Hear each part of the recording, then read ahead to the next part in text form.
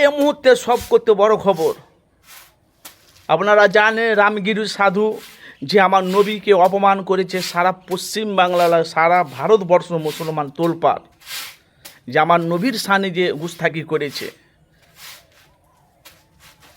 আমাদের ফুরফুরা শরীফে পীরজাদা আব্বাস সিদ্দিকী ভাইজান কোনো একটা জলসার মেহফিলে বলছে রামগিরি সাধু যে আমার নবীকে যে অপমান করেছে, আমরা সব মেনে নেব। আমাদের যদি জান দিয়ে দেয় জান দিয়ে দেবো, গলা কেটে দেয় গলা কেটে দেব, বাপ মাকে যদি খারাপ কথা বলে, খারাপ কোনো মন্তব্য করে, সেটা আমরা মেনে নেব। কিন্তু আমার নবীর সানে কেউ যদি গুস্তাকি করে, সেটা আমরা কোনো দিন আপোষ করে মেনে নিতে পারি না। আব্বাস সিদ্দিকী ভাইজান বলছে, আমিও কলকাতায় যদি ডাক দিই আর কেউ যদি না যায়, 2-5টা গেলে এই কলকাতা কেঁপে যাবে। আব্বাস সিদ্দিকী ভাইজান নিজে সরাসরি বলছে। তো ভাই আপনারা জানেন যে FS আনারুল মিডিয়া মানুষের কাছে বাস্তবটি তোলা ঘরে, এই যে মুসলমানের উপরে একটার পর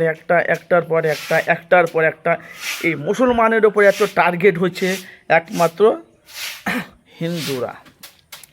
ভাই কই আমরা তো মুসলমান, কই আমরা তো কোনো কাউকে আমরা হিন্দুদের দলীয় আদিবাসী খ্রিস্টানদের কই আমরা তো এরকম কুমতি কুবুদ্ধি কি আমরা ওদের সম্বন্ধে তো আমরা কোনো কথা বলি না।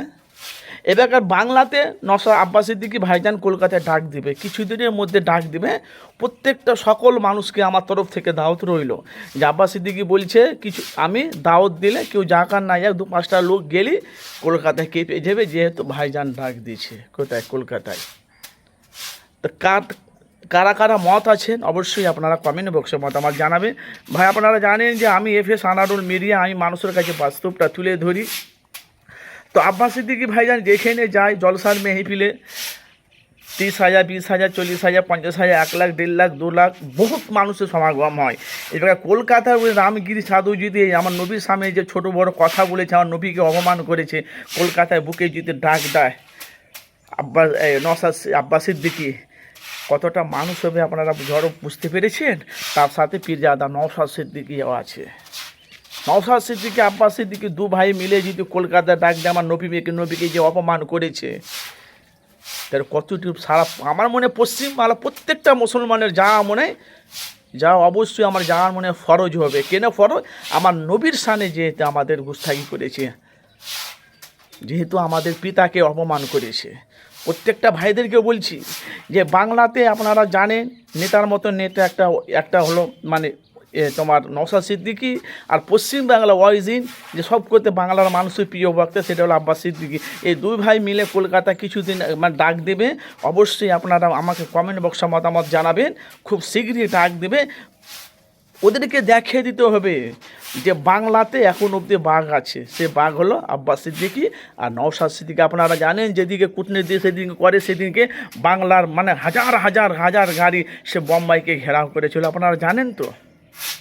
তো এই জন্য বলছি আপনারা মতামত প্রত্যেকটা ভাইদেরকে বলছি, অবশ্যই আর দেরি নয়, কিছুদিনের মধ্যেই আপনারা বুঝতে পারবেন যে নওশাদ সিদ্দিকী আব্বাস সিদ্দিকী, আর আব্বাস সিদ্দিকী ডাক দিয়েছে। আব্বাস সিদ্দিকী যদি ওখানে যদি ডাক দেয়, নওশাদ সিদ্দিকী যাবেন আর কোনো মানে নয়। ভাই এটা কোনো রাজনীতির কথা নয়, যে আমাদের নবীকে অপমান করেছে আমরা সব সহ্য করে নেবো, বাপ মা ভাই বোন ছেলে মেয়ে আত্মীয় স্বজন সব সহ্য করে নেবো। কিন্তু আমার নবীকে যদি কেউ ছোট বড় কথা বলে, আমরা এটা কোনো দিন মেনে নিতে পারি না। কাদের মতামত অবশ্যই আপনারা জানাবেন। আব্বাস সিদ্দিকী নওশাদ সিদ্দিকী ভাইয়ের ডাক দেবে, তখন আপনারা আমাদেরকে দেখিয়ে দিতে হবে। প্রত্যেকটা ভাইদেরকে অবশ্যই আপনারা মতামত জানাবেন।